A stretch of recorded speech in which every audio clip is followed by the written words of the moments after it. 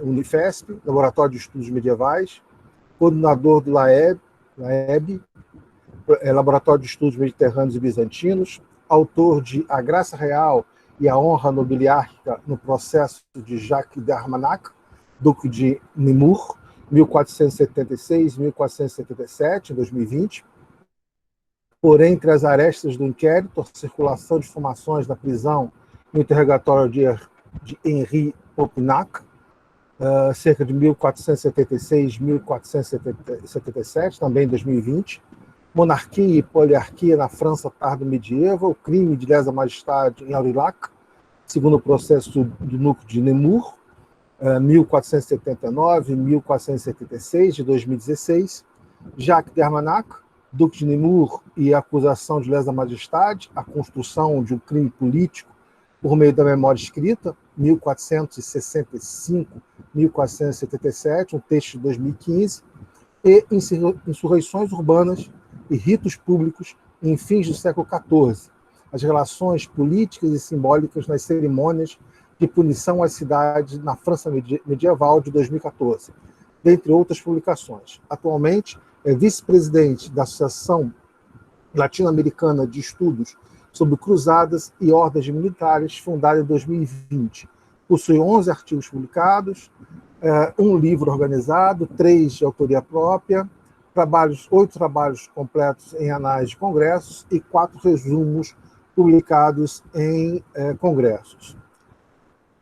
O terceiro integrante da mesa, o professor Vinícius César Dreger de Araújo, possui graduação em História pela Universidade de São Paulo, em 1999, mestrado em História Social pela Universidade de São Paulo, em 2004, e doutorado em História Social, também pela Universidade de São Paulo, em 2011. Suas pesquisas encontram-se focadas na história da Germânia Imperial, entre os séculos VIII e XIV, bem como na imbricação entre a história germânica com a de outras regiões europeias, notadamente Inglaterra e Reino Normando-Siciliano, e com a das Cruzadas, além dos usos do medievalismo e do neomedievalismo. Tem experiência na área de história, com ênfase em história antiga e medieval, atuando principalmente nos seguintes temas: fontes e documentos, história germânica, história da cultura política e história militar. E atualmente é professor efetivo de História Medieval na Unimontes, Universidade Estadual de Montes Claros, em Minas Gerais, professor permanente do Programa de Pós-Graduação em História da Unimontes e supervisor do GEM, Grupo de Estudos em História Medieval, na mesma universidade. O professor possui 27 artigos publicados, um livro organizado, 10 capítulos de livros, um trabalho publicado, 4 trabalhos publicados em anais de congresso, 8 resumos expandidos, também em anais de congresso, e 11 resumos em anais de congresso. Com isso, a gente tem a apresentação da mesa, né? Coube a mim a honra de coordenar essa mesa. A minha sugestão é que a gente siga o que está na programação, então eu seria o primeiro a falar, né? Depois o Fabiano e o Vinícius, se não me falha a memória. Né? Não sei se o Fabiano chegou, já entrou. Ainda não. Ainda não? Então, a gente tem esse tempo aí para entrar. Bom, então, sem mais delongas... Marcos, Marcão, 30 minutos para cada um, tá bom? Ok, tá bom. Caso o Fabiano não entre, vocês podem até ficar mais tranquilos com o tempo. Não, mas... Não acredito que há necessidade, não. Tá bom, querido. Minutos é suficiente. Então, vamos lá. Vamos lá. Deixa eu só... Bom, eu queria, antes de entrar, agradecer muito o convite da professora Margarida, da amiga querida, uma pessoa a qual eu tenho um enorme respeito e admiração intelectual, profissional, que só é menor pela amizade que nos une, né? Uma amizade que atravessou os séculos, né? Começou no século passado, na graduação na UFRJ, eu fui calouro da Margarida, da Guida, e depois trabalhamos juntos em projetos de pesquisa, e sempre admirei a capacidade de debate, a capacidade intelectual da Guida. Então, Margarida, obrigado, é muito bom estar aqui, e é uma alegria e uma honra dividir essa mesa com o Vinícius e com o Fabiano quando ele chegar. Marcão, muito obrigada. Você também. A recíproca é verdadeira, meu amor, viu? Você sabe que você mora no meu coração. Ai, você também. Valeu. Hoje, o que eu trago aqui para vocês, dentro da temática desse evento, né, desse ciclo internacional de estudos antigos e medievais, que são uma referência na área, é uma tentativa, né, de pensar um pouco a figura, a construção, a fabricação, né, como o título que eu dei ao trabalho, a fabricação do imperador, a construção e a desconstrução da imagem do imperador Constantino, a partir de dois textos do VI século, né? A História Nova de Zósimo e a História Eclesiástica de Evádio Escolástico. Então, eu vou me permitir aqui produzir um pequeno texto, ficar nesse texto, para que que eu não me perca no tempo. Tá? Então, passo ao texto, então. O imperador romano Constantino transformou o mundo. Com essas expressivas e reveladoras palavras, David Potter, professor da Universidade de Michigan, inicia sua biografia do imperador romano, intitulada Constantino o Grande, lançada na segunda década do nosso século, apontando e reafirmando a importância decisiva para o dever histórico da figura constantiniana. Outros exemplos podem ser enfileirados que ratificam e reiteram o lugar central ocupado por Constantino na história e para os historiadores. No século XIX, Jacob Burckhardt afirmava que o imperador definiu e caracterizou uma época, a época de Constantino, com sua genialidade, mas sem esquecer sua ambição e o seu desejo pelo poder. Ambição e desejo pelo poder de Constantino, segundo Burckhardt. Cito Burckhardt: tratando-se de um homem genial, o qual a ambição e o desejo pelo poder não deixa um momento sossegado. Já para John Bagnall Bury, Constantino promoveu uma revolução religiosa ao converter-se ao cristianismo. Cito J.B. Bury: não se pode esquecer que a revolução religiosa promovida por Constantino em 312 foi o ato mais audacioso já cometido por um autocrata, desafiando e desprezando o que pensava a grande maioria dos seus súditos. Na mesma linha argumentativa, e mais recentemente, Paul Veyne afirmou: ora, no ano seguinte, 312, deu-se uns acontecimentos mais imprevisíveis. Outro dos co-imperadores, Constantino, o herói dessa grande história, converteu-se ao cristianismo depois de um sonho. Sobre este sinal vencerás.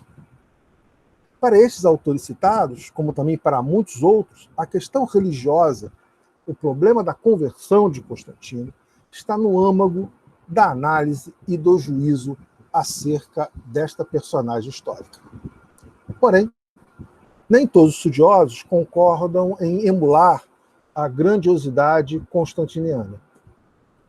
Arnold Hugh Martin Jones asseverou em sua obra Constantino e a Conversão da Europa, cito: Constantino dificilmente merece o título de grande que a posteridade concedeu a ele, nem pelo seu caráter ou por suas habilidades. De qualquer forma, nos parece correta a assertiva de Bertrand Lazon, que diz: entre os imperadores romanos, Constantino é uma figura singular.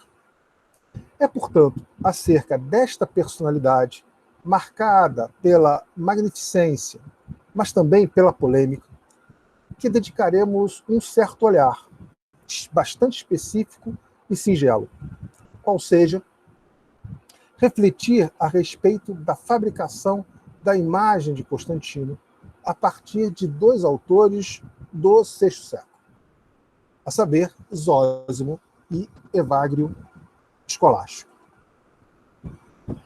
A perspectiva analítica que propomos não tem, por suposto, nem a intenção, nem a pretensão de construir ou fabricar uma imagem real de Constantino apoiado nos escritos de Zósimo e Evagrio. Nossos módicos objetivos são outros, ou seja, a partir das imagens contrapostas e profundamente divergentes desses dois autores, refletir acerca das clivagens religiosas e especialmente culturais existentes na sociedade tardo-antiga no VI século. Em suma, as disputas em torno da imagem do imperador Constantino indicam as controvérsias entre as elites helênicas e cristãs em torno não somente das questões religiosas, mas também e principalmente acerca da recepção da herança da paideia. A escolha do corpus documental desta análise se justifica levando-se em consideração alguns elementos. O primeiro deles consiste na obra de Zósimo, tanto por esta se constituir um dos últimos testemunhos historiográficos da tradição helênica, quanto por realizar uma forte e contundente invectiva em relação à imagem de Constantino, o primeiro imperador cristão. O segundo componente reside no diálogo estabelecido pela história eclesiástica de Evagrio Escolástico com a história nova de Zósimo. Evagrio, buscou rebater as críticas feitas pelo historiador helênico. Portanto, é possível estabelecer uma ligação inerente entre esses dois textos. Finalmente, o terceiro fator a ser considerado é que os documentos a serem analisados nos permitem perceber as lutas em torno da fabricação da imagem de Constantino cerca de 150 anos após o seu reinado, possibilitando assim compreender as disputas religiosas e culturais do VI século e, por conseguinte, questionar perspectivas generalizadoras e simplificadoras a respeito dos processos históricos tardo-antigos.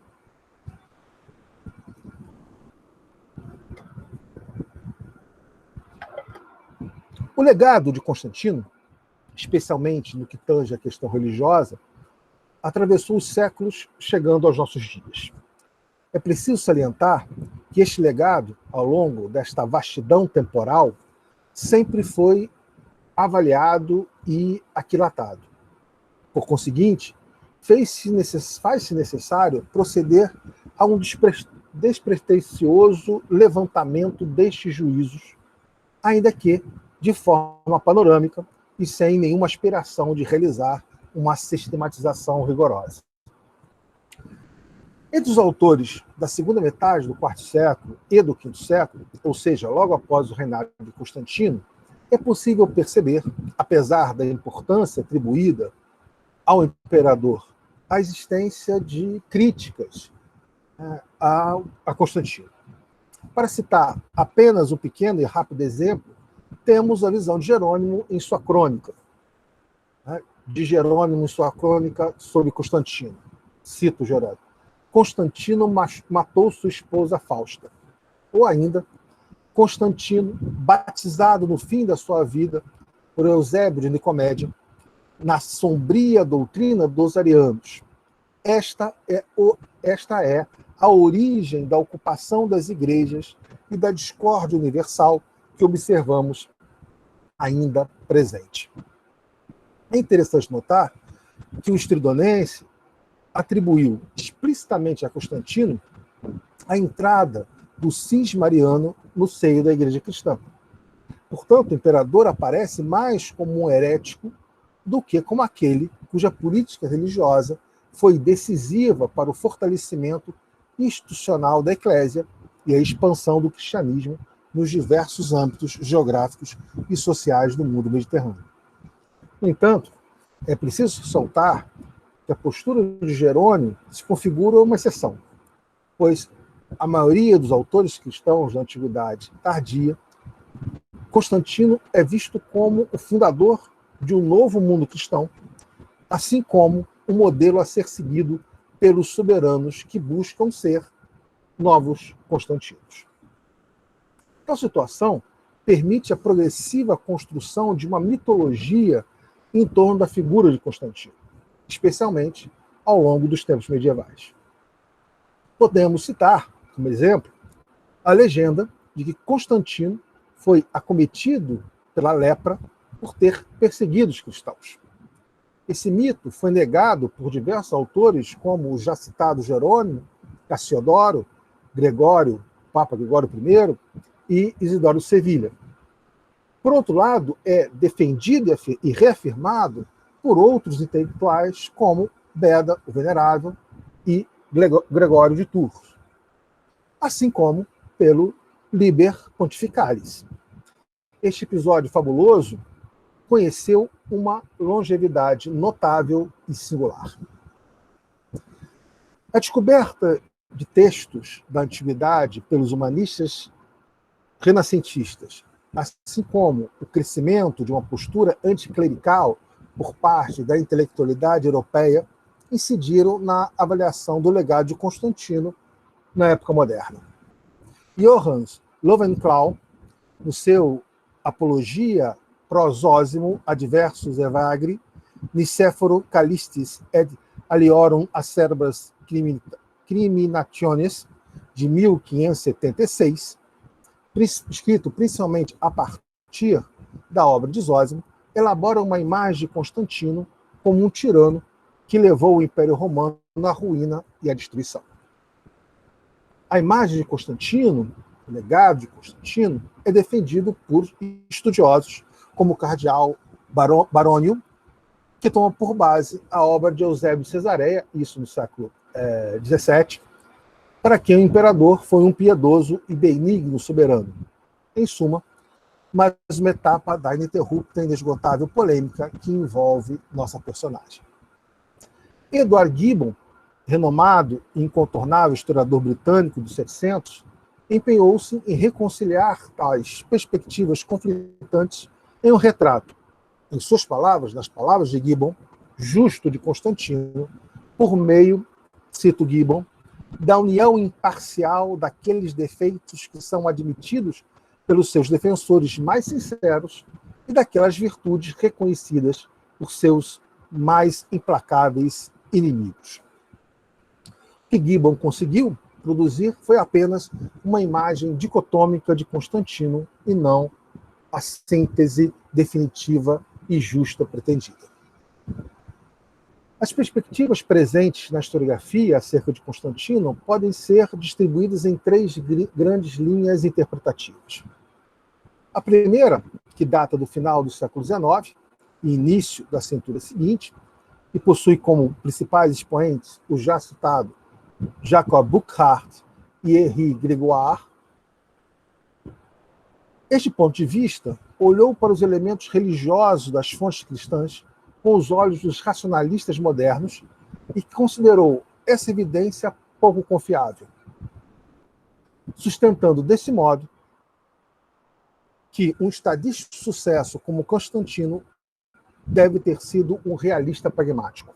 De acordo com essa escola de pensamento, o imperador simplesmente fingiu a sua conversão para poder obter o apoio cristão para sua marcha ao poder. A crítica a essa postura envolve uma posição hipercrítica em relação à documentação, assim como um certo desprezo e ignorância em relação ao universo religioso e cultural do momento e uma leitura da imagem de Constantino a partir de padrões históricos e políticos contemporâneos. Uma segunda concepção historiográfica, que emergiu no início do século XX, tendo em André Piganiol e Jacques Moreau seus principais promotores, interpreta o Constantino como um secretista religioso, Esse prisma analítico considerou a busca filosófica de uma divindade única nos séculos III e IV como elemento central para entender o imperador. Constantino passou a ser visto como um homem de sua época que simplesmente adicionou a deidade cristã ao seu panteão de patronos celestiais quando julgou útil fazê-lo. De acordo com essa linha de raciocínio, o imperador nunca passou de um sincretismo esclarecido ou monoteísmo filosófico. A censura que podemos fazer à proposta analítica do sincretismo religioso é a ênfase excessiva na limitada e circunscrita tolerância de Constantino para com o paganismo, enquanto ignora suas crenças particulares e, principalmente, seu massivo e público apoio à Igreja cristã. Finalmente, a terceira perspectiva, surgida entre o início e o meio do século XX, tem nomes como Norman Baines, Andreas Alfonsi, Jones, Hansen McCullan, que gradualmente se afastaram do racional ceticismo e hipercrítica das primeiras escolas de pensamento e passaram a entender Constantino como um genuíno convertido ao cristianismo. A aceitação da autenticidade dos escritos religiosos do imperador, estudos sobre o aparecimento de símbolos cristãos em moedas imperiais e um conhecimento mais preciso do ambiente religioso da época, contribuíram para o aparecimento desta interpretação, que entende a experiência da conversão de Constantino como um evento real que altera a vida do imperador, bem como as políticas imperiais que são empreendidas em seu reinado.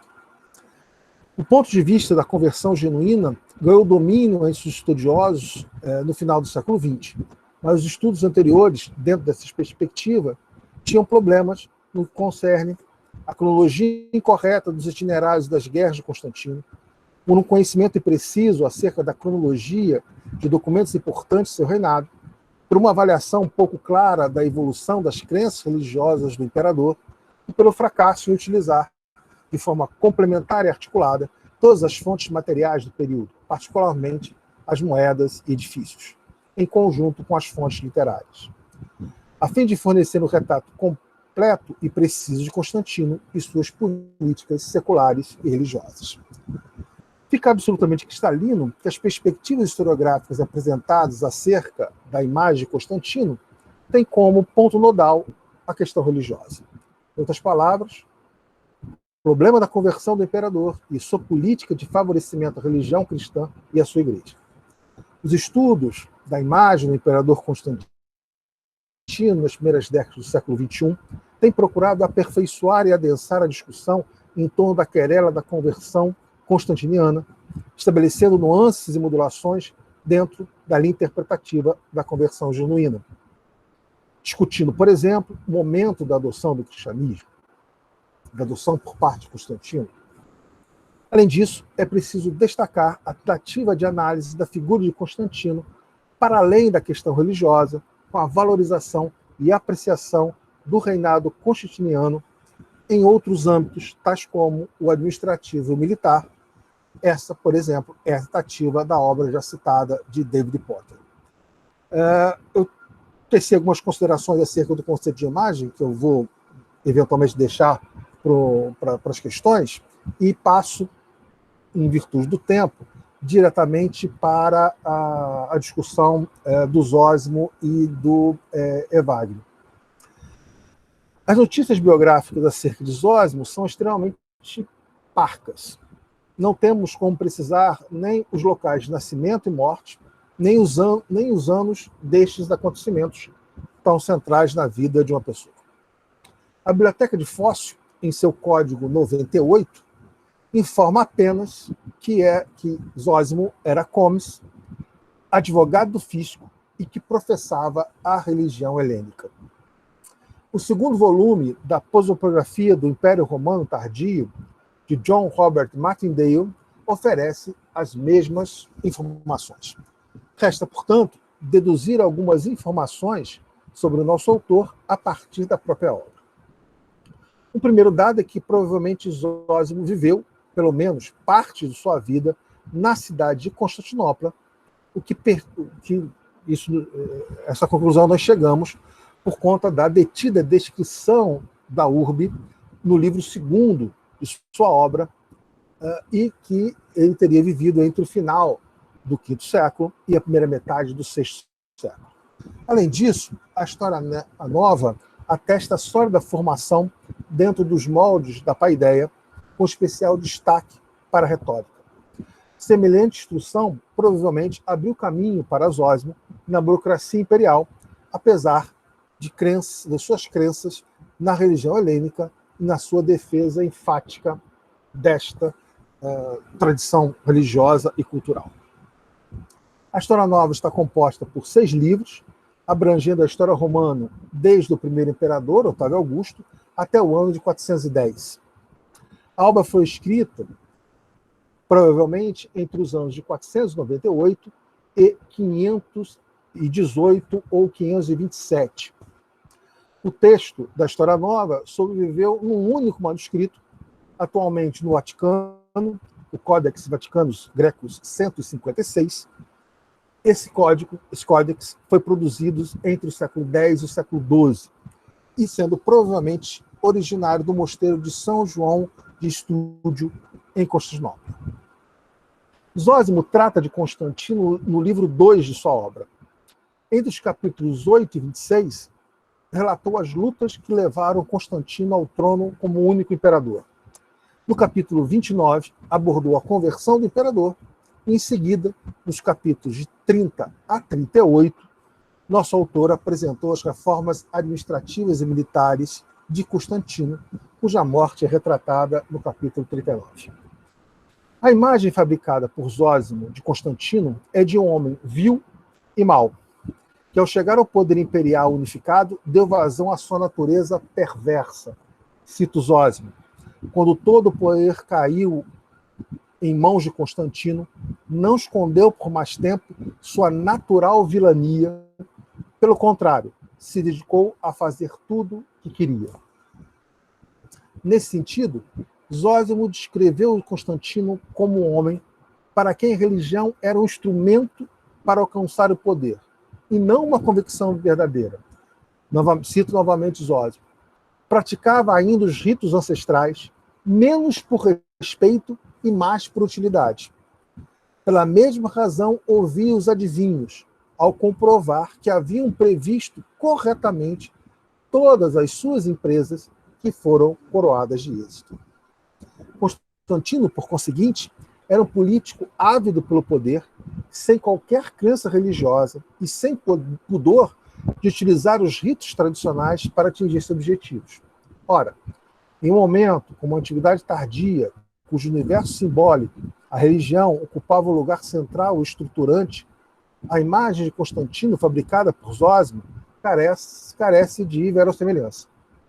E deve ser entendido, pelo menos esta é a nossa interpretação, como uma estratégia retórica para desqualificar e depreciar o imperador. Nesse sentido, é uma desconstrução da imagem de Constantino. A razão para a conversão de Constantino, segundo Zósimo, não se liga a nenhum sonho miraculoso e portador de uma mensagem de vitória que encontramos na versão dos autores cristãos, mas sim a um filiocídio, qual seja o assassinato de um filho, no caso Crispo, cometido por Constantino. Este ato que se constitui como uma das piores violações do direito natural, pois atinge a própria família. Cito Zósimo mais uma vez: com efeito, como seu filho Crispo, quem, como já se disse, havia sido honrado com a dignidade de César, incorreu na suspeita de manter um affaire com Fausta, sua madrasta, lhe tirou a vida sem escutar os ditados da natureza. Como a mãe de Constantino Helena se ressentia ante tamanha desgraça e não se conformava com a morte do jovem, Constantino, como para consolá-la, remedia esse mal com um mal maior, que é o assassinato da esposa, da segunda esposa, da madrasta de Crispo, de Fausta. No relato Zósimo insinua a degradação moral da família constantiniana ao acolher os rumores da existência de uma relação imprópria entre Crispo e sua madrasta Fausta como motivo do assassinato de ambos. Constantino, para o nosso autor, agiu por vingança, assim como Medeia, e não foi tomado pelo remorso, mesmo tendo atentado contra as leis da natureza e da família, pois foi somente para aplacar os sofrimentos de sua mãe é que o imperador resolveu punir também a esposa, tão culpada quanto o filho, pela suposta relação amorosa. Mais uma vez, a imagem de Constantino é desconstruída. O imperador é um homem mau, sem religião, violento e que não respeita nem a natureza, nem a família. Chegamos, enfim, ao trecho em que Zósimo narra a conversão de Constantino. Os ataques imperiosos, contundentes ao imperador continuam. Citando Zósimo, com tais atos, a consciência, além das violações de juramento, se dirige aos sacerdotes, a quem solicita a purificação de suas faltas. Quando disseram que não conheciam remédio algum que pudessem purificar semelhantes atrocidades, um egípcio, que, chegando a Roma da Ibéria, havia se convertido em persona familiar para as mulheres do palácio, assegurou, na presença de Constantino, que a doutrina dos cristãos suprimia qualquer erro e aportava a mensagem segundo a qual os ímpios, que tomavam parte dela, ficavam instantaneamente purificados de qualquer falta. Constantino, recebendo com maior complacência essas palavras, abandonou a crenças ancestrais para acolher o que propunha o egípcio e deu início à sua impiedade, passando a desconfiar da adivinhação. O enxerto da nova história não deixa dúvidas acerca da visão de Zósimo, tanto em relação ao cristianismo quanto em relação a Constantino. O primeiro é uma religião de ímpios, com uma doutrina capaz de justificar e perdoar qualquer vilania e perversão, mesmo das leis naturais da família, como no caso do imperador. Do outro lado, a religião helênica mantém suas tradições, não se submetendo às necessidades do poder. Quanto à imagem de Constantino, mais uma vez se reforça o menosprezo pelas questões sagradas, que são subordinadas aos interesses pessoais. Eu faço também uma discussão sobre a política fiscal de Constantino, mas, enfim, deixamos para outro momento. Passo para falar do Evagrio, para fazer essa contraposição e caminhar para o final da minha fala. Evagrio nasceu por volta de 535, na pequena cidade de Epifânia, localizada no vale do rio Orontes, na Síria. Essa informação, como quase todo o nosso conhecimento sobre Evagrio, tem que ser deduzido de seus próprios escritos. Provavelmente sua família pertencia à aristocracia provincial, uma vez que teve recursos para custear a formação de nosso autor desde a infância. Após os estudos iniciais de leitura, escrita e aritmética, Evagrio começou uma nova etapa de sua formação, qual seja o estudo da literatura grega, sob a supervisão de um gramático, algo que provavelmente aconteceu na cidade de Antioquia. Evagrio finaliza a sua formação em Constantinopla, a formação nos assuntos jurídicos, retorna a Antioquia, onde vai ter uma carreira jurídica. Né? Por conta do tempo, vou passar a ver como o Evagrio responde às críticas de Zósimo. Né? No livro terceiro de sua História Eclesiástica, Evagrio Escolástico dialoga diretamente com a história nova de Zósimo. Diz Evagrio, foi dito por Zósimo, um daqueles adeptos da adoração maldita e vil dos helenos, em sua raiva contra Constantino, porque ele foi o primeiro dos imperadores a adotar práticas cristãs e abandonar a asquerosa superstição dos helenos, de que ele primeiro inventou o chamado crisárgiro, imposto, e instruiu que o referido tributo fosse cobrado a cada 4 anos. E inúmeras outras maneiras, ele, Zósimo, blasfemou contra o piedoso e generoso Constantino. É interessante perceber, em primeiro lugar, tanto a dureza dos adjetivos utilizados por Evagrio, bem como a argumentação ad hominem, né, utilizada também pelo autor. Desse modo, do mesmo modo, a clara posição em defesa do imperador.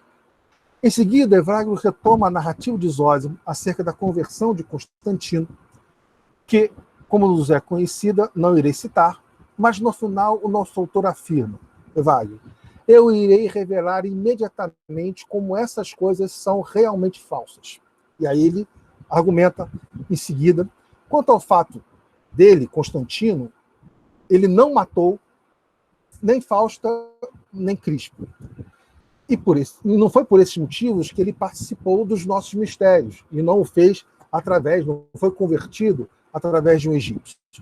Porque ele, Zósimo, está escrevendo a partir de alguém, do ouvir falar. E, além disso, de um ouvir falar que não é verdadeiro, pois ele, Zósimo, viveu muito tempo depois, não viveu da época de Constantino. Ora, Evagrio, portanto, utiliza como argumento contra Zósimo o conhecido critério de verdade da historiografia antiga, aquele que François Hartog denominou de autópsia. Ou seja, a narração de Zósimo é falsa porque ele não estava presente aos fatos, não presenciou com os próprios olhos. Sua informação é de segunda mão, é de ouvir dizer. Além disso, Evagrio lança mão de outro recurso para se contrapor às críticas feitas por Zósimo, ou seja, por meio da citação, busca amparo na autoridade de outros autores que foram contemporâneos aos eventos, no caso, Eusébio de Cesareia. Cito Evagrio. Mas foi ele, aqui Evagrio está citando Eusébio, mas ele, quem foi notável em todas as qualidades de reverência divina, muito poderoso, o vitorioso Constantino, junto com seu filho Crispo, um imperador amado de Deus, e como seu pai, em todos os aspectos, tomou posse do que lhe era devido no Oriente. Fim da citação de Eusébio. Bem, Evagrio. Mas Eusébio, que sobreviveu a Constantino, não teria elogiado Crispo dessa forma se ele tivesse sido morto pelo pai. Ora, então vejam que Evagrio usa dois argumentos, a autópsia por um lado e a autoridade dos contemporâneos, para desconstruir a imagem feita por Zósimo. Caminhando para o final, como o meu tempo já está estourado, o que eu quis trazer aqui para vocês é muito mais do que conclusões, algumas perguntas finais. O que nos revela essa polêmica em torno da imagem de Constantino travada entre Zósimo e Evagrio? Por que era preciso contestar a versão de Zósimo da conversão de Constantino? Nossa resposta a isso, nossa hipótese a isso, é que estamos em um universo cultural religioso que em disputa, há uma clivagem ainda, principalmente em torno da recepção e da herança da tradição cultural romana, daquilo que eu chamei rapidamente do texto de Paideia, e que essa era uma disputa ainda viva no VI século. Por isso, essa preocupação de um autor cristão de construir essa imagem tão negativa criada por Zósimo da figura de Constantino. Encerro dizendo, portanto, que Constantino é uma figura singular e polêmica, cuja imagem foi construída e desconstruída ao longo dos séculos. E esse processo nos revela muito acerca das sociedades na qual este processo aconteceu e acontece. Obrigado, desculpa pela passagem aí do tempo. Marcos? Oi. Marcos, o Fabiano realmente não entrou. Queria avisar você, ao Vinícius, ao público, infelizmente ele não entrou. Mas ele falou que poderia acontecer isso porque ele está com problemas com a mãe dele no hospital. Ela teve um acidente e está hospitalizada. É uma pena, né? Mas, então, vocês têm um tempo, Vinícius, você tem um tempo aí mais tranquilo para apresentar e depois para as perguntas e discussões. Ok, Marcos? Perfeito. A gente tem mais tempo aí para bater um papo. Vinícius, a bola está contigo. Opa, muito obrigado. Eu vou dizer que eu não vou ficar triste com mais tempo disponível, não. Embora seja uma pena não contar com o Fabiano aqui, que seria um debate muito legal. Né? Mas, né? Vamos lá. Bom, como eu estava preparado, né, para tentar me manter no tempo, então também preparei aqui a minha discussão por escrito e tal, para fazer a leitura e não fugir muito, né? A minha apresentação hoje estava intitulada originalmente Dante, a Guerra e suas representações na Divina Comédia. Né? Então, eu vou proceder aqui à leitura, mas antes disso, né, eu gostaria de agradecer muito, né, aos organizadores, particularmente a Margot, aqui pelo convite, né, de participar do evento. Né, é um convite que foi feito já tem um bom tempo, né, alguns anos, na verdade. Né. Então, eu tive o prazer, né, de começar a conviver com Margot a partir justamente do contato com a Helena, né, aqui na Unimontes, e está sendo uma convivência, né, das melhores. Então, muitíssimo obrigado. Né? Também a oportunidade de poder fazer uma mesa com o Marcos, né, com o Fabiano, né, que infelizmente, né, esse imprevisto impediu de estar aqui com a gente, mas o abraço fica, né? E também um prazer em ver tanta gente boa, tanta gente querida, né, na plateia dessa sala. É uma honra para todos nós. Então, muito obrigado a todos também. Tá? Então, sem mais delongas e sem mais rasgação de seda, vamos ao trabalho. Vinícius, eu que agradeço a sua participação. Que isso, é um prazer. Que seja a primeira de muitas pela Unesp. Tá Opa! Bom? É um prazer que vai se estender. Beleza, beleza. Então, muitíssimo obrigado novamente. Né? A grande efeméride medieval, né, a ser comemorada nesse ano de 2021, sem sombra de dúvida, né, é o aniversário aí do 7º centenário do falecimento de Dante Alighieri. É uma efeméride carregada com celebrações, homenagens, eventos mundo afora, e todos evidentemente merecidos, né, devido à grandeza, né, do personagem histórico que é Dante Alighieri, né? Só que é muito provável que boa parte dessas celebrações, né, acabem passando por uma distorção, né, acabem seguindo o caminho de uma distorção à figura de Dante, que é originária das principais fontes que falam sobre a vida do poeta. Né? Ali, os fragmentos biográficos, né, que são elaborados entre os séculos XIV e XV. Como é sabido, Dante não foi apenas um poeta e pensador, mas também um homem público, tendo percorrido todo o cursus honorum da vida pública comunal italiana da segunda metade do século XIII. E isso, né, inevitavelmente, fez com que, em algum momento, Dante se visse perante as sombrias realidades da guerra. Então, inextricavelmente ligadas, né, à natureza da cidadania comunal.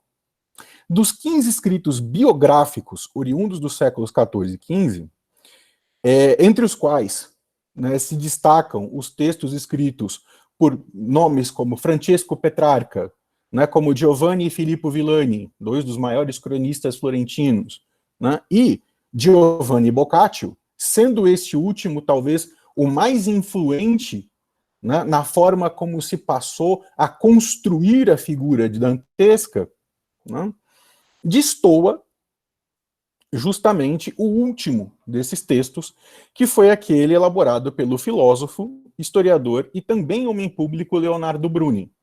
Né? Aretino de nascimento, ou seja, originário de Arezzo, mas florentino por adoção. Leonardo Bruni ataca diretamente, né, em sua obra, a concepção de Dante elaborada por Boccaccio. Vou ler esse trecho.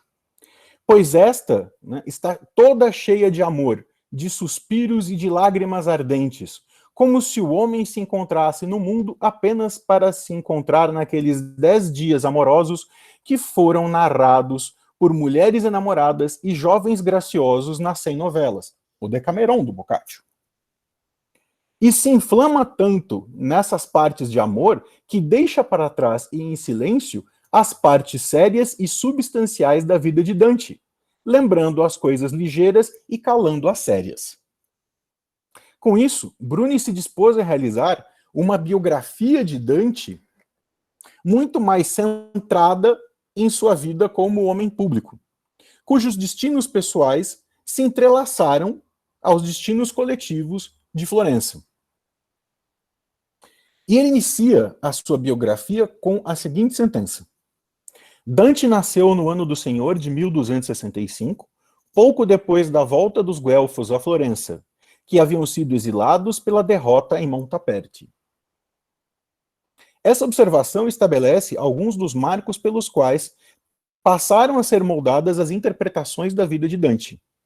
A interminável guerra faccional entre os guelfos e gibelinos, que se estendia por toda a Lombardia e a Toscana, as disputas no interior do Partido Guelfo Florentino e as batalhas campais de Montaperti, em 1260, e Campaldino, em 1289, que marcam o nadir e o zênite do poderio florentino no século XIII.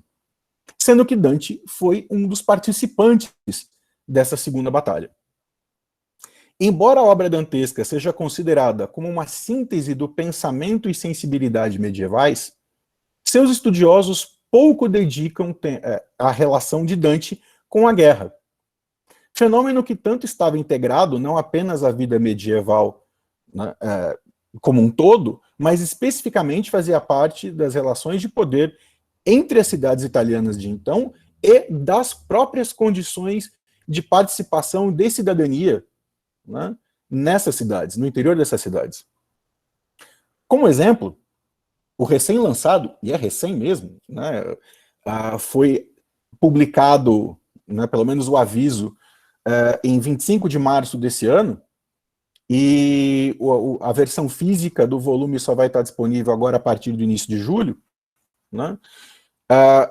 Além de recém-lançado, é uma obra titânica, né? O Oxford Handbook of Dante, que possui apenas 3 brevíssimas menções, por exemplo, a Batalha de Campaldino, em seus 44 artigos, distribuídos em 778 páginas. Tal situação não destoa da encontrada, por exemplo, na biografia de Dante, escrita por Marco Santagata, né? Um dos mais importantes especialistas italianos acerca de Dante e Petrarca, recentemente devido justamente à pandemia de Covid-19.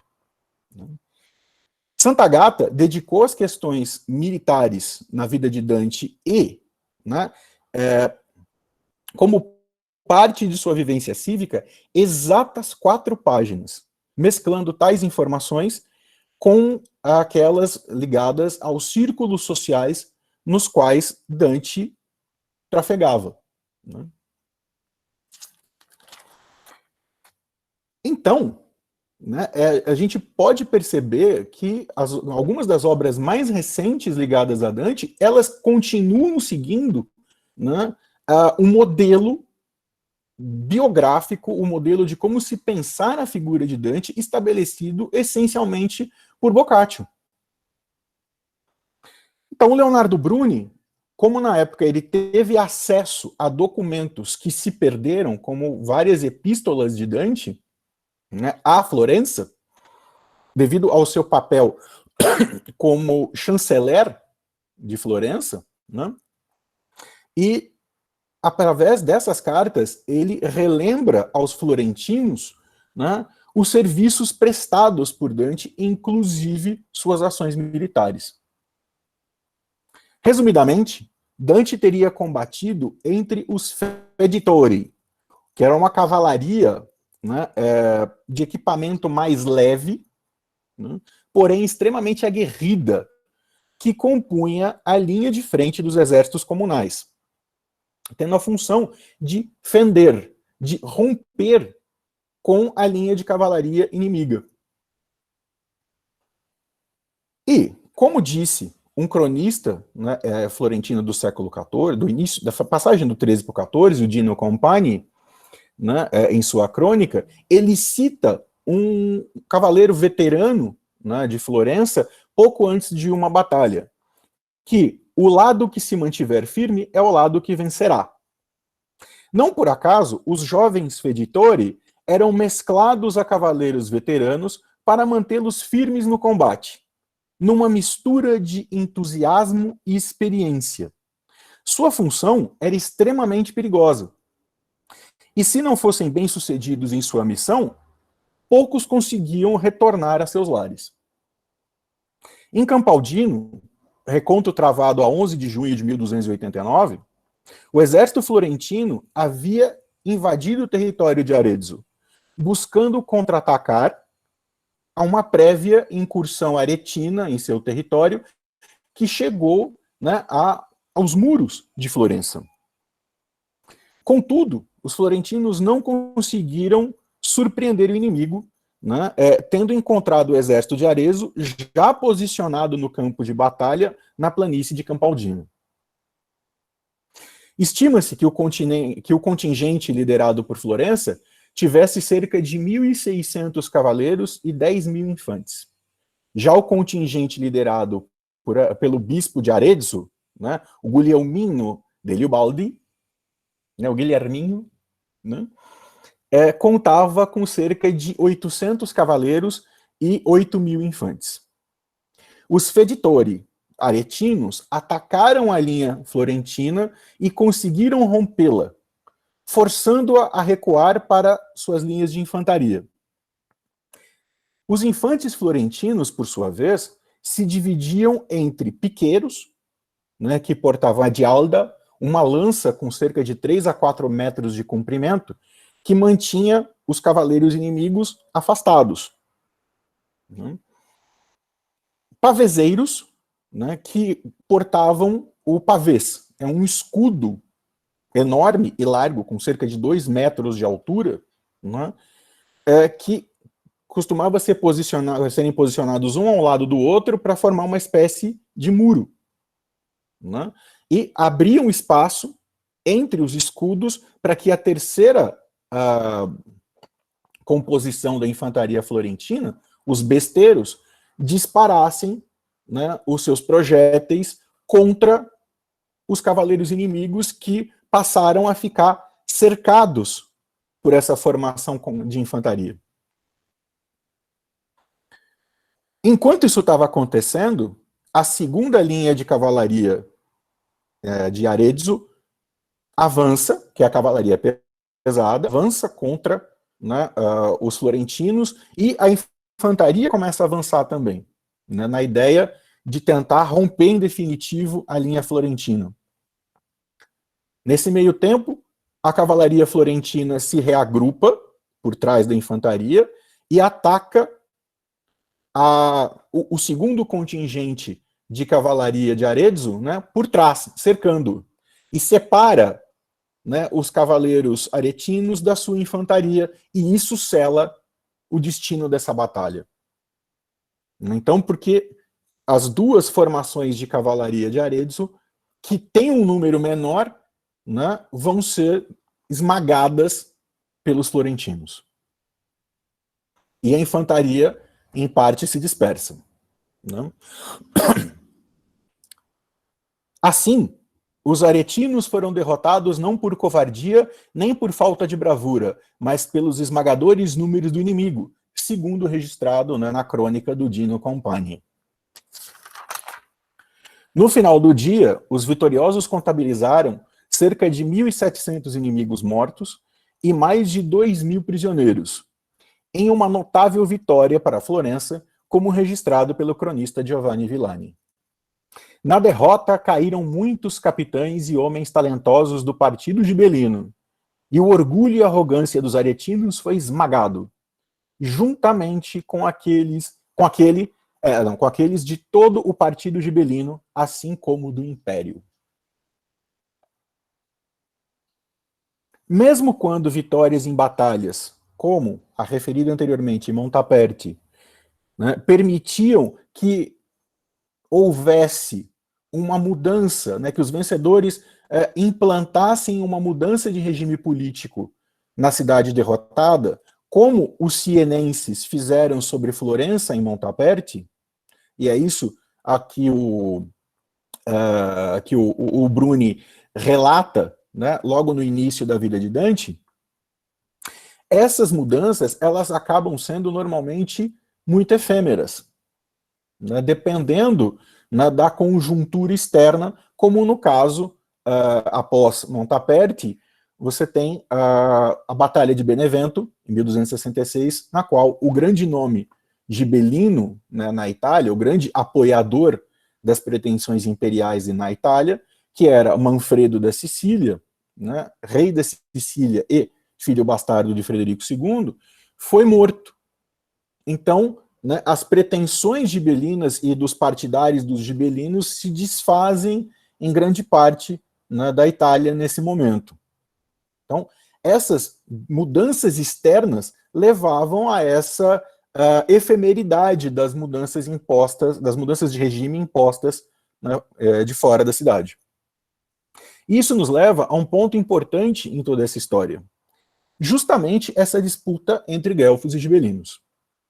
Embora muito se diga a respeito dessa disputa, costuma-se empregar os termos como praticamente consoantes, por exemplo, a disputa entre Gregório VII e Henrique IV, a famosa contenda das investiduras, né, no século XI, ou mesmo a disputa entre Alexandre III e Frederico Barbarossa, no século XII. No entanto, o uso efetivamente correto dessas denominações, como partido papal e partido imperial, né, respectivamente guelfos e gibelinos, só se encontra em uma temporalidade bastante restrita, justamente entre as décadas de 30 e 1260, em específico, 1231 a 1268. Da promulgação das constituições de Melfi, por Frederico II, né, que vieram a tipificar o crime de lesa majestade imperial, caracterizado como como a oposição ao imperador sendo equivalente à traição. E, portanto, né, sujeita à pena de morte. Já em anos seguintes, até o início da década de 1240, o papado adota, né, uma solução semelhante, caracterizando o gibelinismo, o apoio ao imperador, como heresia. Então, passível também das mesmas sanções, né, só que pelo direito canônico. Em última instância, né, ser gibelino condena o sujeito à morte e ao inferno. Ser guelfo condena o sujeito à morte. Porque ambos, né, estão colocados como traidores, seja do imperador, seja do Papa. E, pior ainda, da religião. Né? Então, os líderes gibelinos passam a ser caracterizados como heresiarcas. Esse contexto, né, faz com que esse contexto e os usos das palavras, né, nos remetem a um contexto de extrema polarização política, né, entre os apoiadores de Império e Papado, e isso acaba se misturando com uma questão de transformação sociopolítica no interior das cidades italianas, no confronto entre aristocratas e o patriciado urbano, né, pela liderança das comunas. Com a execução do último herdeiro dos Stauffer, né, ou seja, da linhagem imperial em embate com o papado, né, que era o Conradino, que foi executado em Nápoles em 1268, logo após, né, a sua derrota na Batalha de Tagliacozzo,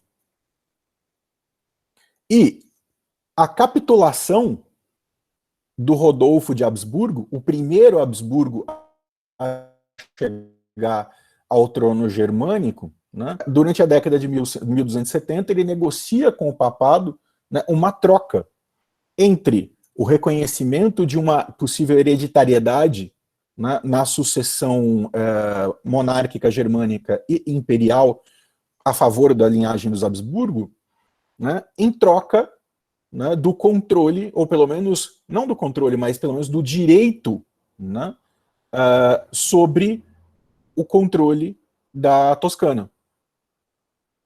Então, por volta, no correr da década de 1270, não há mais o choque entre Império e Papado. O Império capitulou. Né? Então, efetivamente, a partir de 1280, os termos Guelfo e Gibelino estavam completamente esvaziados de seus significados originários das décadas anteriores. E aí, isso para pensar, por exemplo, todo o debate, né, como Dante escreve o De Monarchia, por exemplo, né, e Dante era um gibelino. Isso já não fazia mais sentido, né, e isso ainda está muito presente em estudos a respeito da figura de Dante. Então, nos anos que precederam a Batalha de Campaldino, né, e os que o sucederam, incluindo aqueles que abarcam o exílio de Dante e a composição da comédia, né, ocorre uma total ressignificação desses termos, com os mesmos conservando apenas fins propagandísticos, mascarando as ambições locais e regionais de supremacia, prescindindo das posições ideológicas anteriores, mas conservando em boa parte posturas de deslegitimação dos adversários, traidores por um lado, heréticos por outro, buscando a supressão local de quaisquer formas de oposição e debate, o que poderia, inclusive, explicar o fracionamento dos guelfos florentinos, né, em brancos e negros, que resultou na expulsão de Dante e o seu exílio a partir de 1302. Esse novo quadro político, gestado pelo processo de abandono das identidades pregressas, afetou toda a Itália comunal, da Lombardia à Toscana, com as alianças e as inimizades sendo feitas e desfeitas de acordo com urgências bélicas e diplomáticas mais imediatas. Por exemplo, em Campaldino, havia exilados aretinos lutando por Florença, e exilados florentinos lutando por Arezzo, fazendo com que tal batalha fosse simultaneamente um combate entre as identidades guelfas e gibelinas, conforme ressignificadas, um embate entre cidades rivais e guerras civis. Dante recorda Campaldino em diversas passagens, né, da comédia, especificamente no inferno e no purgatório. E é interessante notarmos que tais passagens no inferno são fragmentárias, quase que caleidoscópicas, como se fossem parte de um recorrente pesadelo. A tal ponto que um historiador, né, um medievalista norte-americano dedicado aos estudos militares, o Kelly DeVries, né, chegou a teorizar que Dante pudesse estar exorcizando, né, algo semelhante a um distúrbio de estresse pós-traumático, né, causado aí por suas experiências militares. Em passagens como o canto 10º do Inferno, versos 85 a 88, né, em diálogo com um líder gibelino, Farinata degli Uberti, que havia sido um dos comandantes gibelinos de Siena, né, em Montaperti, Dante recorda sobre essa batalha. Pela fé e pela mortandade que o Árbia fez de vermelho tingido, que em nosso templo reza essa piedade. Né? Então, a piedade presente na contemporaneidade de Dante, mas particularmente de Montaperte para frente, né? A piedade é essa. É você destroçar os seus adversários a ponto do rio se tingir de sangue. Né? Ou no canto 11, entre os versos 34 e 36, quando ele destaca os efeitos da guerra. Morte violenta e pungentes lesões dão-se às pessoas, enquanto aos seus valores, ruína, incêndio e duras extorsões. Ou mesmo no canto 22, né, em que temos uma menção direta a Campaldino. Né? Cavaleiros já via armar surtida, sair para assalto, suster formações, retirar-se, talvez para sua guarida. Patrulheiros partir para incursões. Como já em vossas terras, ó aretinos, vi armar torneios, disputar tensões. Ora com som de trompa, ora de sinos, com rufos, com os sinais da cidadela e outros meios usuais ou peregrinos. Mas nunca tão diversa charamela vi mover cavaleiros ou peões, ou naves, por sinal de terra ou estrela. Então, aqui a gente percebe, né, particularmente nessa passagem, isso é o resultado direto da Batalha de Campaldino, em que os florentinos vão se dedicar a devastar as terras próximas da cidade e chegam, inclusive, né, em desafio aos aretinos, travar um torneio na porta da cidade. Né? Então, isso é na sequência, né, da batalha. Então, a gente está falando aí agora, cerca de julho de 1289. Né? Contudo, a passagem mais longa e coerente sobre Campaldino e a guerra em geral se encontra no Purgatório, no canto 5º, versos 88 a 127, né? Os quais a gente vai fazer uma seleção aqui. Né? Nestes, o poeta se encontra com Buoncontefeltro, um dos líderes gibelinos caídos em Campaldino. Lembre-se, se o gibelinismo é heresia, os líderes gibelinos são heresiarcas. E como heresiarcas, eles são condenados ao inferno. E Dante encontra o Buonconte no purgatório. Eu fui de Montefeltro, eu sou o Buonconte. Giovanna e os outros de mim não têm cura. Pelo que entre estes vou com baixa fronte. E Dante retruca: qual força ou qual ventura tanto te transviou de Campaldino que nunca se encontrou tua sepultura? É por isso que ele anda de cabeça baixa, né, entre os outros do purgatório. Tornou-me ele, ao pé de Casentino corre, chamado Arquiano, um ribeirão vindo do eremitério no Apenino. Cheguei aonde muda sua designação. Da luta que a garganta me furou, o Buonconte, ele estava naquela linha de frente de cavalaria que vai ser cercada, né, pela infantaria florentina. Né? Da luta que a garganta me furou, a pé fugindo e ensanguentando o chão.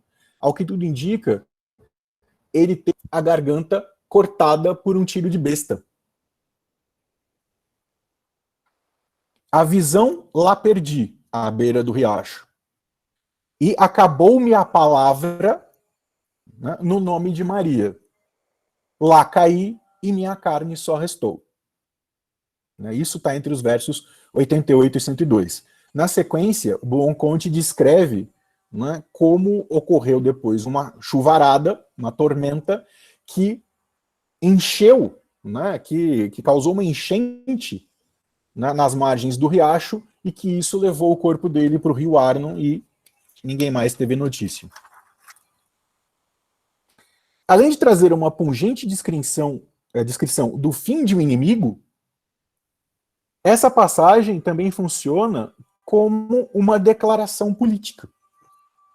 Como dito anteriormente, na década de 1240, o gibelinismo foi igualado a uma heresia pelo papado. Portanto, se um líder entre os gibelinos, ser líder entre os gibelinos, equivalia a ser um heresiarca irredimivelmente condenado à danação.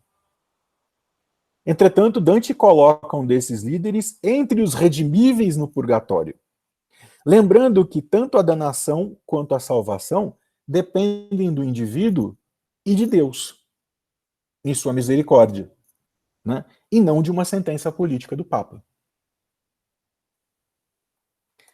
Já me aproximando do final das nossas discussões, né? A guerra, tanto em sua motivação faccional, quanto em seus resultados grotescos, né, destilados na violência sobre corpos torturados e mutilados, se encontra continuamente presente na comédia, especialmente no inferno. Contudo, é paradigmático que isso se estenda ao purgatório e também ao paraíso, porque dos céus do paraíso é o céu dos guerreiros, é o céu de Marte, né, na qual você tem uma série de figuras muito interessantes, não necessariamente só cristãs. Você tem ali, por exemplo, a figura de Judas Macabeu, né, judeu, é Antigo Testamento, né, dos livros finais do Antigo Testamento. Mas, durante todo o medievo, Judas Macabeu é considerado como um protótipo, né, como uma prefiguração dos cruzados, justamente na sua luta, né, em expulsar da Judéia aos seleucidas. Né, e você tem toda uma motivação religiosa para isso, na tentativa do Antíoco IV, Epifânio, né, em estabelecer sobre os judeus, né, os cultos pagãos de cunho helenístico. Então você tem ali uma guerra santa. Na acepção, né, judaica, né, nessa necessidade de expulsar os seleucidas, né, que haviam, inclusive, né, desacralizado o templo e tal, né, e é interessante notar o quanto isso vai se tornar importante para o judaísmo posteriormente, que justamente a festa do Hanukkah, né, a festa das luzes, é a festa ligada à reconsagração do Templo de Jerusalém. Né, aquela história de acender, né, as velas no candelabro de 7 braços, né, na menorá, né, a cada noite se acende uma, é justamente cada uma das etapas de purificação e reconsagração do templo. Né? Então, essa figura de Judas Macabeu tem um peso extremamente importante no decorrer da Idade Média. Né? Sendo da Antiguidade Bíblica, né, o terceiro dos 9 bravos. Né? Porque você tem os 3 da Antiguidade Bíblica, né, os 3 da Antiguidade Pagã e os 3 do cristianismo medieval. Então, ele se torna um personagem extremamente importante, né, com relação a essa identidade do guerreiro, do cruzado, e Dante o coloca, mesmo não sendo cristão, né, no paraíso. Então, e é o céu de Marte, o céu daqueles que dão a vida em nome da fé. Não? Os retratos compassivos e humanizados, não apenas de Buonconte, mas ele também faz, né, no Purgatório, um retrato muito simpático do Manfredo da Sicília, né, que foi um dos vencedores em Montaperti. Então, novamente, filho do Frederico II, que Frederico II, por sua vez, foi declarado pelo papado, se eu não me engano, no Concílio de Lyon, né? Não só como deposto, mas também nomeado como anticristo. Então, o filho bastardo do anticristo, um heresiarca gibelino, está no purgatório, não está no inferno. E, inclusive, você tem uma tradição na historiografia florentina, tardo medieval, né, em que particularmente se destaca o Giovanni Villani, que acusa, né, o Manfredo até de parricídio. Então, né, como uma figura considerada tão tétrica como essa consegue, né, na pena do Dante, se tornar alguém redimível, né, além do bom Conte. Então, você tem esses inimigos de Florença, esses inimigos do guelfismo, esses inimigos do papado, né, que estão no purgatório e não estão no inferno. Muito pelo contrário, você tem, né, o inferno é diversamente povoado, né, mas é raro você encontrar guelfos, né, dessas lideranças tão importantes na mesma posição que esses dois gibelinos, né? Então a gente pode pensar, né, muita gente gosta de colocar o inferno como ele lava roupa suja e coloca os inimigos no inferno, né, acaba trazendo também uma atenção muito grande nas análises políticas da comédia sobre o inferno e acaba tirando o foco do purgatório, onde ele faz maiores, né, discussões políticas. Não? Então, né, todos esses pontos nos levam a pensar na complexidade discutida aqui, ligada aos contextos internos e externos das comunas italianas após 1280, repletos, né, de tensões e contradições, que ressignificaram o faccionalismo e os ódios locais e regionais, né, e estimularam essas guerras travadas, né, entre as cidades com uma violência ainda maior, né, principalmente nos conflitos faccionais internos das cidades, né, como numa situação imortalizada, né, na disputa, por exemplo, entre Montecchios e Capuletos, na Verona de Shakespeare, né, Romeu e Julieta. Em suma, né, ao que tudo indica, caso nossas interpretações estejam corretas, né, as experiências militares de Dante, além de passo fundamental para a sua vida pública, né, no contexto em que viveu, também teriam sido importantes para a sua formação. Um trauma talvez tão marcante, né, quanto o exílio, ou quiçá com o fatídico encontro com Beatriz. Tanto quanto o exílio e a violência da batalha vieram a impactar a elaboração da comédia. Muito obrigado.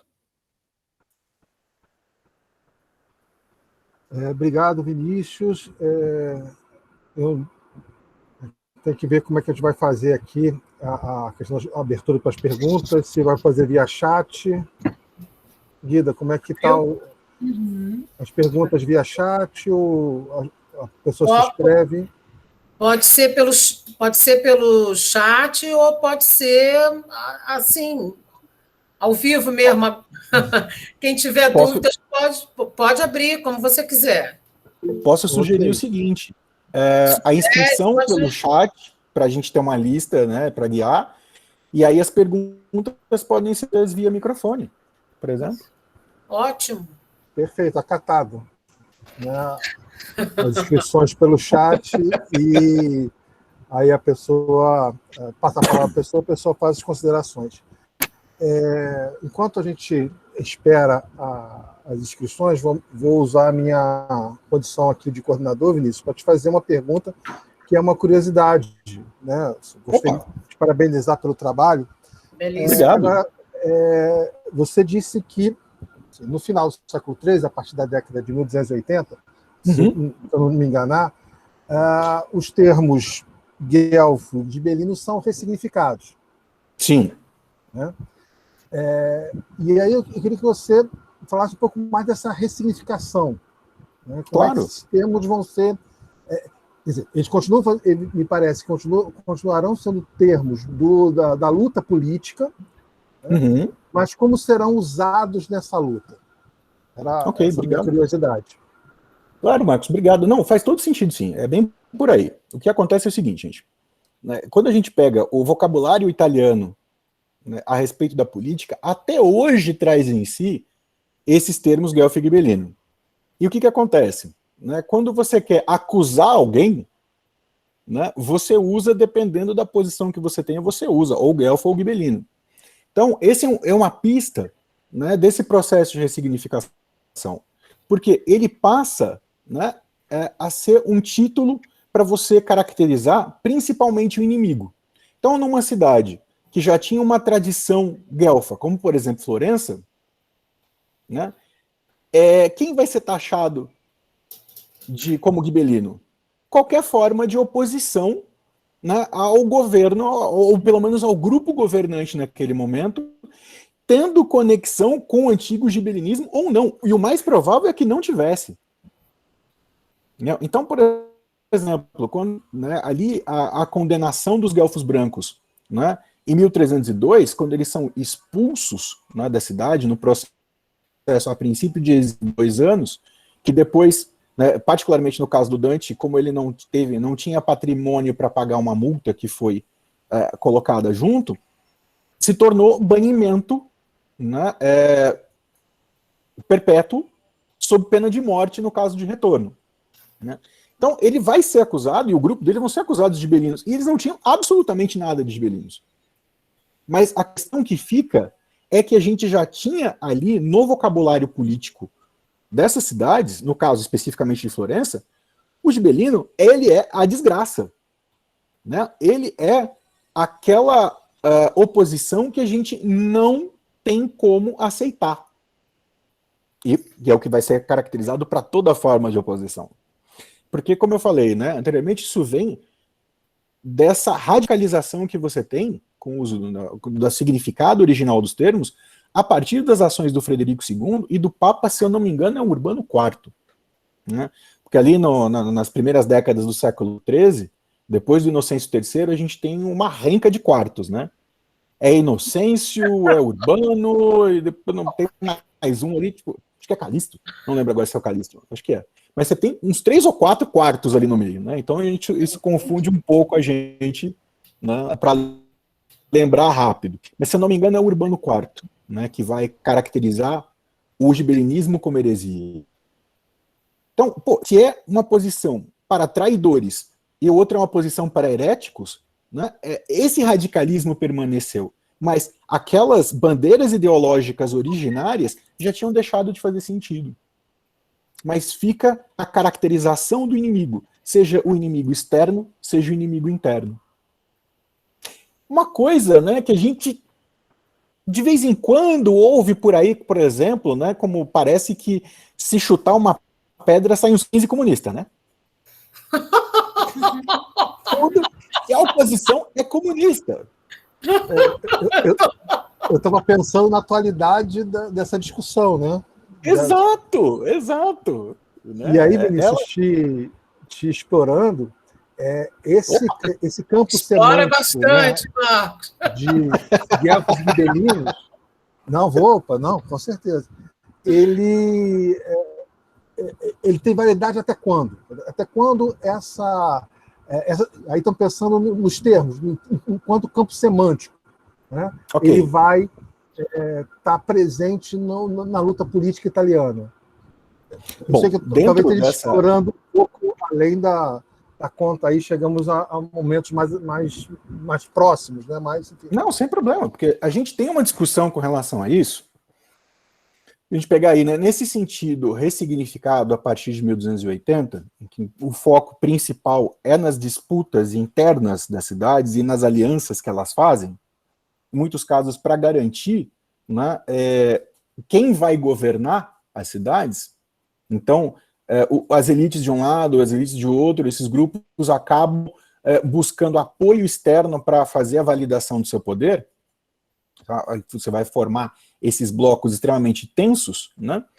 Isso vai chegar tranquilamente até um ponto em que você tem a reordenação, né, das cidades, aí por volta do século XV, né, em que você tem aquele processo de transformação. Por exemplo, né, a Florença liderada cada vez mais pelos Médici, né, aí a partir da virada do 14, vai virar o Grão-Ducado da Toscana, né, em que você tem uma mudança da natureza desses organismos políticos. É você pegar, por exemplo, o caso de Milão, que vai passar, ainda no 14, né, por um processo de deixar de ser uma comuna e vai se tornar ali, primeiro a senhoria, e depois se torna o Ducado dos Visconti, né, e depois os Sforza e tal. Então, né, essa passagem do 14 para o 15, a gente começa a ver esses termos caindo mais em desuso, justamente porque você tem uma brutal mudança na natureza desses organismos políticos. Por outro lado, você tem um resgate de posições, do uso desses termos, né, em um cenário novamente ressignificado, que é o do Risorgimento. Pensando na formação do nacionalismo italiano no 19 e no processo de unificação italiana, então você vai ter um neogibelinismo e um neoguelfismo, do qual, de novo, fica aquele jogo das acusações. Mas pensa, por exemplo, né, qual que é essa ressignificação? Né, os neogibelinos vão ser aqueles que vão apoiar a monarquia, né, que a Itália se unifique sob a monarquia do Savoia. E os neoguelfos, aqueles que pensam, né, outras soluções, como, por exemplo, até a questão republicana. Eles vão se juntar com os republicanos. Né? Então você tem uma de posições maior entre os neoguelfos, né, que vão recusar a monarquia. Olha como muda o jogo, né? E aí você tem hoje, né, um novo guelfismo e um novo gibelinismo, em que se pensa, né, a respeito, por exemplo, de condições ligadas ao federalismo, na posição dos neoguelfos, e o neo-neogibelinismo associado com aqueles que defendem, né, o poder centralizado em Roma. Veja como, né, você tem uma persistência dos termos, mas a variedade de significados, né, no correr da história é um troço sensacional. Não, e maluco, e é maluco esse uso, particularmente esse contemporâneo, porque isso liga, por exemplo, com questões ligadas, né, ao partido, né, que começa lá como Lega Lombarda, depois vira Lega Nord, hoje é só La Lega, é o grande partido, né, de direita na Itália que conseguiu desbancar até os neofascistas. O discurso conseguiu ficar mais radical que o dos neofascistas. Né, e que tem um dos pontos, por exemplo, em que eles defendem, né, eles já passaram pelo federalismo, eles já passaram pelo separatismo, e agora a grande briga deles é com Bruxelas.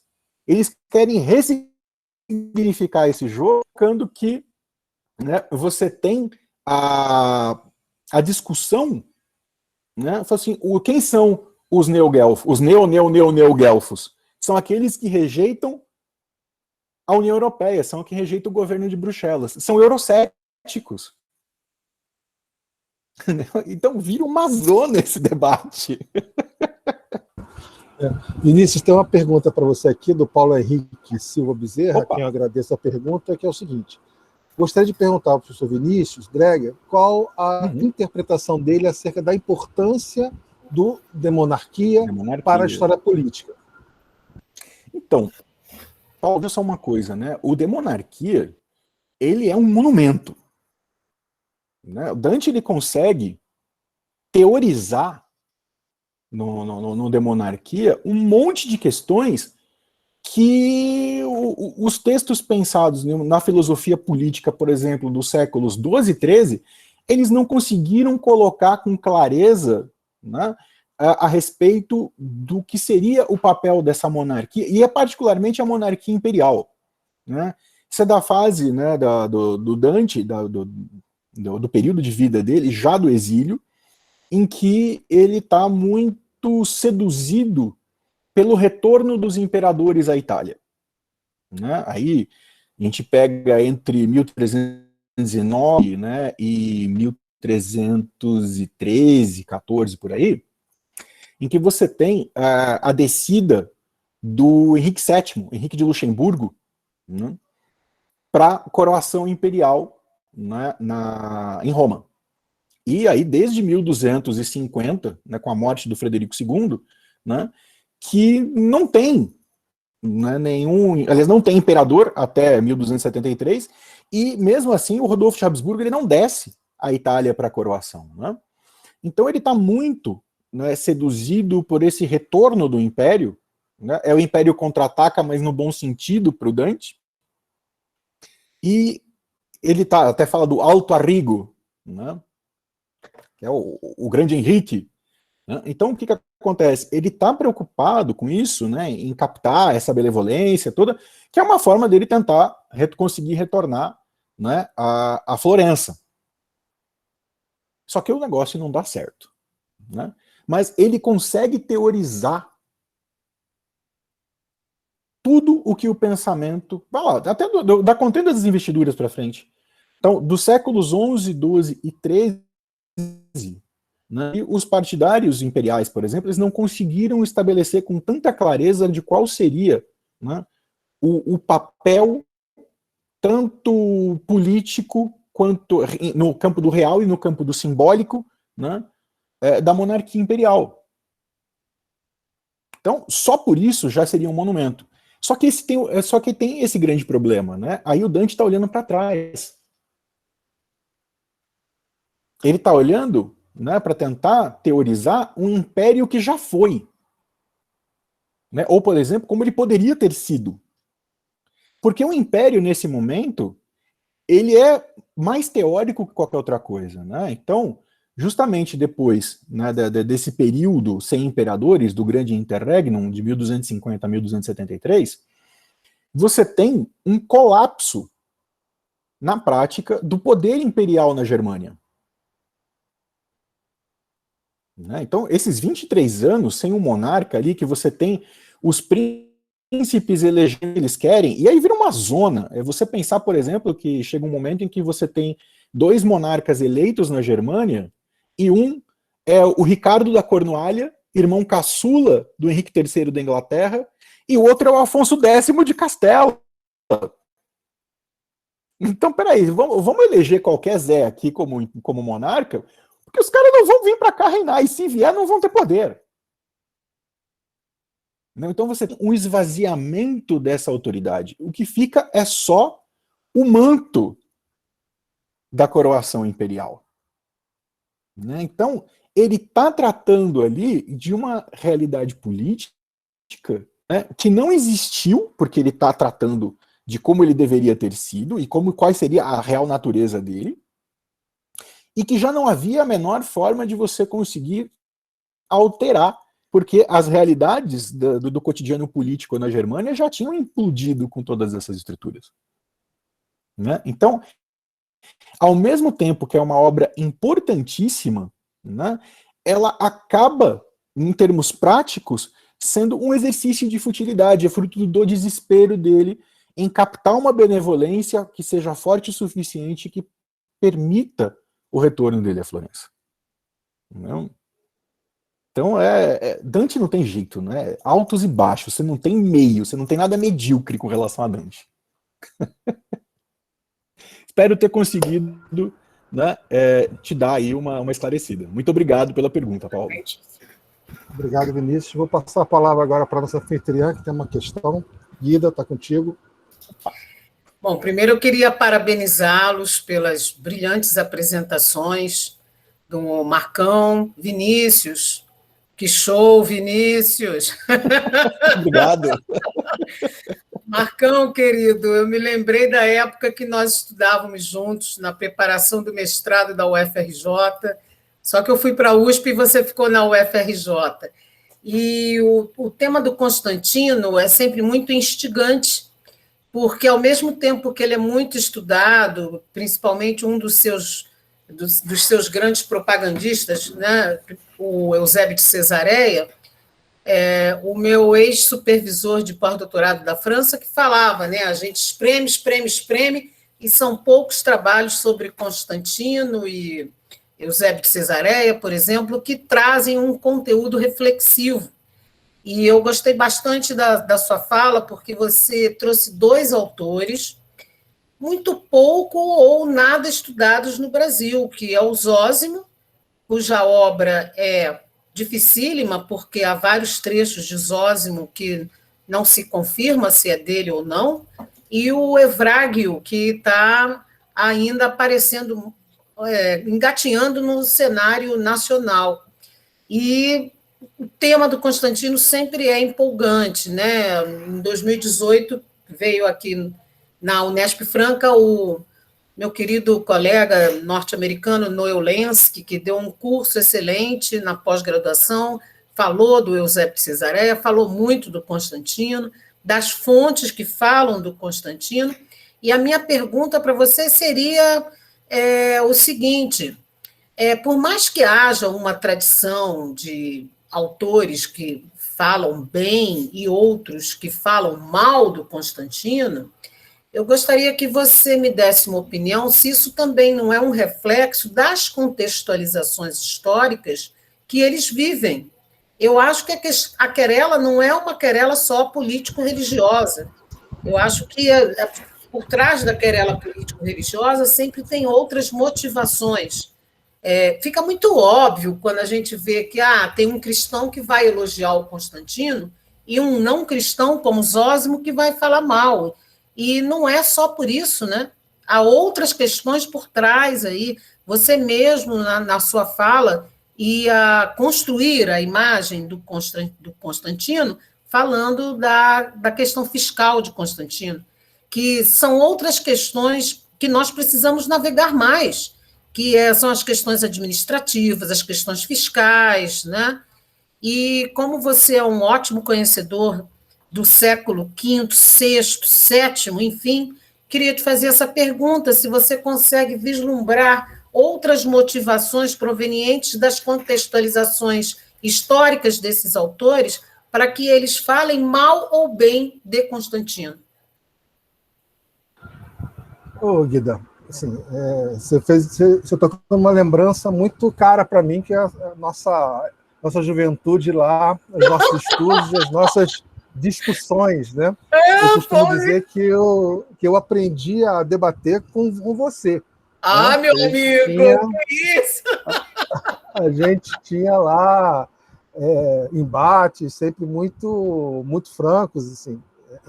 Eu tenho uma excelente recordação disso. Tirado esse momento de varandando a saudade, indo para a tua questão, que é uma questão realmente muito complexa, eu concordo inteiramente contigo. E isso vale não apenas para pensar essa imagem do Constantino no período tardo-antigo, mas isso serve também, essa mesma observação, para pensar como que a historiografia contemporânea, do século XIX para cá, pensou a figura do Constantino. Né? Existem outras questões historiográficas, né, no caso aqui, dessa produção historiográfica que eu mapeei muito rapidamente sobre o Constantino. Né? Então, existem questões profundas. Né? Pegar o que não... para falar um pouco do que eu não consegui dizer na fala, que é sobre a questão fiscal, né? Que é sobre o imposto que é criado em 312, né? Um imposto sobre as transações comerciais, e que vai ser abolido em 498, né? Que inclusive é a data, como o Zósimo faz referência a essa abolição, do imposto é exatamente tomado como a data limite para a escrita, né, da História Nova. Ora, o Zósimo acusa o Constantino de arruinar as cidades e de arruinar essa aristocracia urbana. Ora, essa visão negativa que o Zósimo tem, é claro que está sedimentada no fato de ele ser um helênico, de ele ser um defensor da religião tradicional, da herança cultural, mas também porque se sente atingido enquanto grupo social e econômico por essa política fiscal do Constantino. Então, e aí acho que você toca numa outra questão importante, tem um conjunto de documentação que ainda, sobre o Constantino, a documentação produzida na época do Constantino, os panegíricos, o Eusébio, o Lactâncio, são a documentação privilegiada para olhar o Constantino. Justo. No entanto, né, esses textos um pouco posteriores, evidentemente, não nos informam sobre a época do Constantino, mas nos informam muito sobre os desdobramentos desta política, né, e sobre aquele momento. Por isso que eu até terminei dizendo que pensar com essa polêmica em torno do Constantino nos ajuda a pensar como, em diferentes momentos, a partir dessa polêmica, se está discutindo outras coisas. Sim, sim. Aqui eu privilegiei a questão do universo religioso e principalmente cultural, porque eu tenho pensado isso há algum tempo, essa luta entre helênicos de um lado e cristãos do outro, para se identificarem com essa herança cultural, mas uma outra possibilidade de leitura, principalmente quando pegamos essa discussão da política fiscal, é quanto ao impacto socioeconômico desse conjunto de medidas que estão tomadas lá anteriormente e que vão atravessar o quarto, quinto século e chegar à beira do sexto século. Então, com certeza que existem questões mais... é possível propor questões, não vou dizer mais profundas, né, mas de outro tipo, com essa documentação, e não apenas aquelas questões que estão muito claramente colocadas, de ordem cultural, de ordem religiosa, que são importantes, né, que não dá para pensar esse momento sem pensar esse tipo de questões, mas que é possível, agregando uma nova documentação, né, porque essa documentação não é nova, mas agregando documentos não tão trabalhados, com uma documentação já bastante trabalhada, mas ainda possível de releituras, sim. Algumas questões. Né? Acho que, por exemplo, e aí uma crítica historiográfica, né? A vertente da Antiguidade Tardia olhou pouco para essas questões econômicas e sociais. Né? E dedicou e fez um trabalho muito bom em termos culturais, em termos religiosos, mas as questões socioeconômicas não tiveram a mesma importância. Eventualmente, é um campo a ser olhado com mais carinho daqui para diante. Nós temos autores, né, como o Santo Mazzarino, que trabalha muito as questões fiscais, administrativas, econômicas, né, mas não utilizava essa conceituação de antiguidade tardia. Está na hora da gente começar a futucar esses temas, né? Desculpem a palavra tão... Não, é verdade. O Mazzarino fez isso aí já há algum tempo. Né? Há muito tempo, claro. Então precisa olhar isso com carinho também. Acho que tem se olhado com um pouco mais de cuidado, as questões arqueológicas têm ajudado muito, né? O diálogo com a arqueologia tem auxiliado muito, mas me parece uma área com bastante possibilidades aí para os jovens e os veteranos também. É sim, com certeza, concordo com você. Muito obrigada, Marcos. Que isso.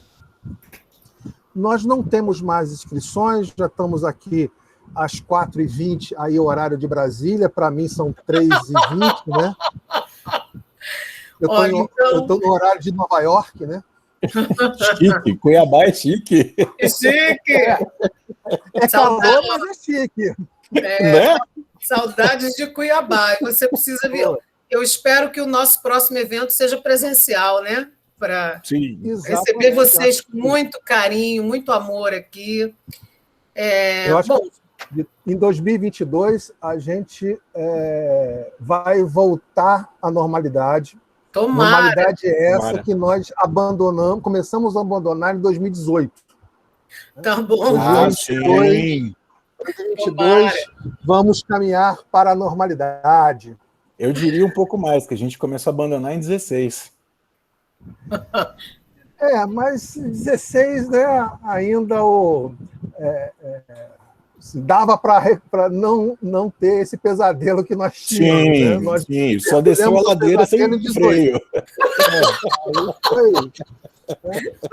Nem carrinho de rolimã, né? Carrinho de rolimã? Pensa aquela carreta de 18 eixos carregada com aço, sem freio e descendo a ladeira. Tá mais ou menos assim. Calma, gente, a gente tem que sair dessa. Eu concordo inteiramente contigo. Eu só trocaria a carreta carregada de cloroquina. Tirando isso, é o reparo que eu faço. Pessoal, olha só. Então, eu gostaria de encerrar essa mesa agradecendo muito, muito aos meus queridíssimos Marcos Cruz, meu querido Marcão, Vinícius, show, Vinícius, nossa, que medievalista, hein? Muito bom. Obrigado. Espero que vocês voltem aqui e voltem presencialmente, Marcos, Vinícius. Marcos, já estou separando uma banca para você, hein? Ó. E eu queria agradecer também muito a nossa plateia, e eu vi que colegas muito, muito queridos, muito queridas aqui na plateia, né? Como a professora Rita Litsi Testa, da Comissão Científica, que assistiu à fala dos dois, professora Suzane, minha colega de departamento, professora Bibiana Bocha, Cláudia Bovo, e meu querido amigo Carlos Eduardo de Abreu Bucô, do Direito, que está prestigiando o nosso evento. Então, eu queria agradecer a todos da plateia. Meninos, vocês são fantásticos. Que pena que Fabiano não pôde participar, mas haverá outras oportunidades, né? E voltamos, então, às 5h com a mesa, com 2 tardo-antiquistas e um professor que vai nos falar sobre o Alexandre Magno, né? Conto com a presença de vocês às 5h, e às 7h30 nós teremos outra mesa de história medieval, que vai ser coordenada pela minha colega Suzane Silveira Lemos França. Então, um grande beijo, vamos fazer um intervalo para o café. Adorei. Eu chego, sem brincadeira, eu chego a ficar emocionada, viu? Muito bacana ver vocês, nossa, muito legal. Eu agradeço muito a Helena por essa ponte, Vinícius, entre nós dois, viu? É verdade. Você já é muito querido, olha. Não, assim, é um prazer e uma honra, né, ouvir isso. Que isso. Marcão, te amo, Marcão. Te amo. Também, Ida. Bom te ver demais. Você fala para sua companheira que é amizade, hein? Não, tranquilo. Então, gente, grande beijo. Até às 5h. Beijo. Vamos tomar um café. Vinícius, até às 5. Um grande abraço. Beleza, tchau.